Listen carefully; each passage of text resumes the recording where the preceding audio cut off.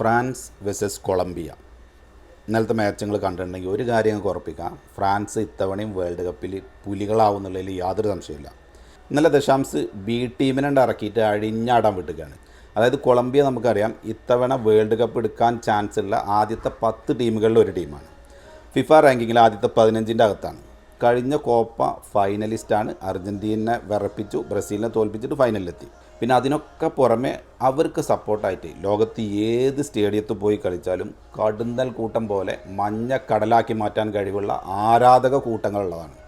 അപ്പോൾ കൊളംബിയ എന്ന് പറഞ്ഞാൽ അത്രയും സ്ട്രോങ് ടീമിനാണ്. ആ സ്ട്രോങ് ടീമിനെയാണ് ഒന്നും അല്ലാതാക്കി മാറിയത് ഫ്രാൻസ് ബി ടീമിനെ വെച്ചിട്ട് തന്നെ പറയാം. കാരണം ആരൊക്കെ ബെഞ്ചിലിരിക്കണമെന്ന് നോക്കിയത് എംബാപ്പെ, ഡെംബേലെ, കമവിംഗ, ചുമേനി, അതായത് പ്രശസ്ത താരങ്ങളൊക്കെ അവിടെ പുറത്തിരുന്നിട്ട് ബി ടീമിനെ അഴിഞ്ഞാടാൻ വിട്ടുകയാണ്.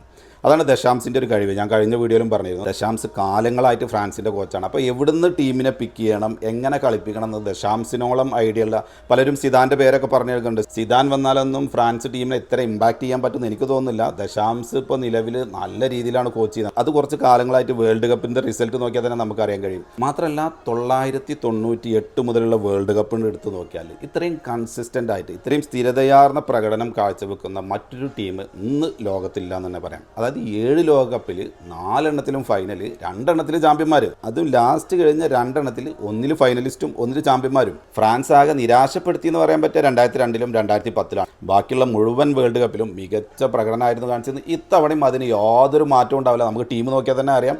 ഇനി എ ബി സി ഡി ഏത് ടീം എടുത്താലും, അതായത് ആർക്കെങ്കിലും പരിക്ക് പറ്റിയാൽ പോലും, നമുക്കറിയാം ബ്രസീലോ അർജൻറ്റീന ഏതെങ്കിലും മെയിൻ താരങ്ങൾക്ക് പരിക്ക് പറ്റിക്കഴിഞ്ഞാൽ ആ ടീമിൻ്റെ ഘടനയെ തന്നെ മാറും. പക്ഷേ ഫ്രാൻസിന് അങ്ങനെ ഒരു വിഷയമേയില്ല. ബാക്കിൽ ഇഷ്ടം പോലെ താരങ്ങൾ കിടക്കാണ് കയറി വരാൻ. അതായത് ഫ്രാൻസ് താരങ്ങൾക്ക് ഒരു പഞ്ഞുമില്ല എന്ന് മാത്രമല്ല, അവരൊക്കെ എങ്ങനെ കളിപ്പിക്കണം എന്നറിയാവുന്ന മികച്ചൊരു കോച്ചും കൂടിയുള്ള ടീമാണ്. അപ്പോൾ ഇത്തവണയും ഫ്രാൻസിനെ മറ്റ് ടീമുകളൊക്കെ ഭയക്കണം. എന്തായാലും മികച്ച കളികൾ ഇനി വരാൻ കിടക്കുന്നുള്ളൂ. ഈ കഴിഞ്ഞ സൗഹൃദ മത്സരങ്ങളിൽ ബ്രസീലിനെയും കൊളംബിയനെയും ഒന്നും എല്ലാതാക്കി മാറ്റിയ ഫ്രാൻസ് ടീമിനെ എന്തായാലും വേൾഡ് കപ്പിലും ഈ വരുന്ന വേൾഡ് കപ്പിലും ഭയക്കേണ്ടി വരും. ഏത് കൊമ്പൻ ടീമാണെങ്കിലും ഫ്രാൻസിൻ്റെ മുന്നിൽ മുട്ടുമടക്കുന്നുള്ളതിൽ യാതൊരു സംശയമില്ല. കഴിഞ്ഞ ലോകകപ്പിൽ ഫ്രാൻസ് ഫൈനൽ വരെ എങ്ങനെയാണോ പെർഫോം ചെയ്തത് അവിടുന്ന് തുടങ്ങാൻ തന്നെയാണ് ഫ്രാൻസിൻ്റെ പ്ലാൻ എന്നുള്ളത് മനസ്സിലായി. എന്തായാലും ഭയക്കണം.